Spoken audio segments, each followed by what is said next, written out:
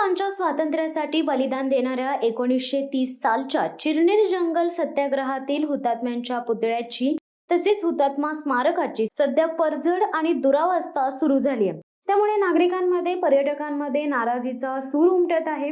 तरी सिंधुदुर्ग राजकोट किल्ल्यावरील छत्रपती शिवाजी महाराज यांचा पुतळा कोसळल्यामुळे त्यांचे पडसाद संपूर्ण देशात उमटले। त्यासारखी पुनरावृत्ती होऊ नये यासाठी राज्याचे मुख्यमंत्री एकनाथ शिंदे यांनी देशाच्या स्वातंत्र्यासाठी बलिदान देणाऱ्या हुतात्म्यांच्या शिल्पस्मारकांच्या देखभाल दुरुस्तीसाठी तातडीने निधी उपलब्ध करून देण्यासाठी पुढाकार घ्यावा, अशी मागणी चिरनेर गावाला भेट देणारे पर्यटक नागरिक करीत आहेत। ब्रिटिश सत्तेविरोधात उरण पनवेल तालुक्यातील जनतेने चिरनेरच्या भूमीत 25 सप्टेंबर 1930 साली शांततेच्या मार्गाने आंदोलन उभारले।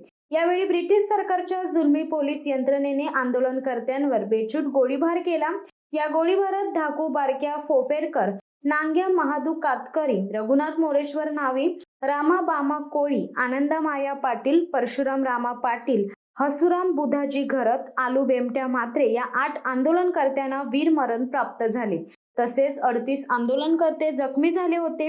स्वातंत्र्य संग्रामातील या गौरव व तेजस्वी लढ्याचे स्मरण युवा पिढीला व्हावे यासाठी चिरनेर गावातील स्मृतिस्तंभासमोर हुतात्मा स्मारकांची व हुतात्म्यांच्या पुतळ्याची उभारणी करण्यात आली। परंतु प्रशासनाला चिरनेर, दिघोडे, धाकटी, जुई, मोठी जुई, कोपरोली, पानदिवे, खोपटा या 7 स्मारकांकडे व हुतात्म्यांच्या पुतळ्यांकडे लक्ष केंद्रित करण्यास वेळच मिळत नाही। त्यामुळे हुतात्मा स्मारकांची दुरावस्था झाली असून परशुराम रामा पाटील या हुतात्म्यांच्या हातातील साहित्य निखळून पडलं आहे।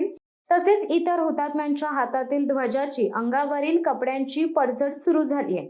तरी हुतात्म्यांच्या स्मारकांना, हुतात्म्यांच्या पुतळ्यांना नवा लूक प्राप्त करून देण्यासाठी राज्याचे मुख्यमंत्री एकनाथ शिंदे यांनी पुढाकार घ्यावा, अशी मागणी इतिहास प्रसिद्ध गावात ये-जा करणारे पर्यटक नागरिक करीत आहेत। 25 सप्टेंबर 2024 रोजी चिरनेर जंगल सत्याग्रहाचा 94वा हुतात्मा स्मृती दिन कार्यक्रम यावर्षी शासकीय मानवंदना देऊन रायगड जिल्हा परिषद, पंचायत समिती उरण, चिरनेर ग्रामपंचायत व नवी मुंबई पोलीस यंत्रणा साजरा करणार आहे।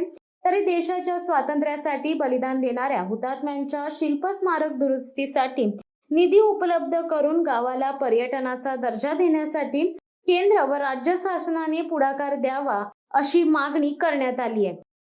शिवसत्ता टाइम्ससाठी प्रवीण पाटील, उरण। दे धडक बेधडक वृत्त देणाऱ्या आपल्या शिवसत्ता टाइम्स न्यूज चॅनलला लाल बटन दाबून सबस्क्राईब करा आणि बेल आयकॉनला क्लिक करायला विसरू नका।